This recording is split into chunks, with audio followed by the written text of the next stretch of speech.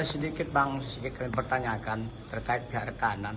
Usai paripurna tadi kami lihat para rekanan ataupun bapak-bapak menyambangi PJ Wali Kota. Kira-kira dalam rangka apa tadi dalam kehadirannya kemarin di kantor DPR ini? Oke, baik, terima kasih. Assalamualaikum rekan pers.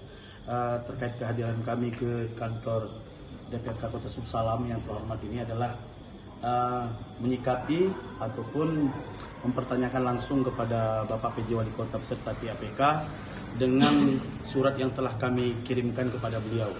Jadi kehadiran kami di sini ingin mengkonfirmasi langsung kepada Bapak PJ Wali Kota terkait jadwal tentang audiensi tentang hutang rekanan 2023. Itu saja sih. Itu saja ya.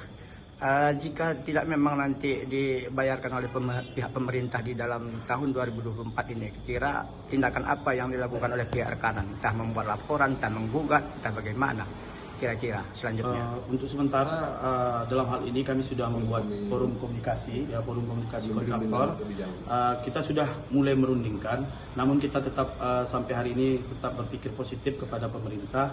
Bahwasanya sampai saat ini kami masih yakin pihak pemerintah akan memberikan solusi terbaik kepada kami.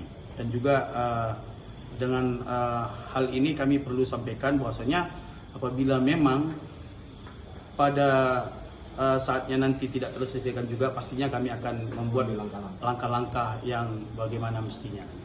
Nah, pihak rekanan yang mendatangi kantor DPR ini usai paripurna menyambangi PJ Wali Kota Subsalam, kira-kira volume ataupun pagu anggaran ataupun proyek yang dikerjakan itu ada berapa banyak?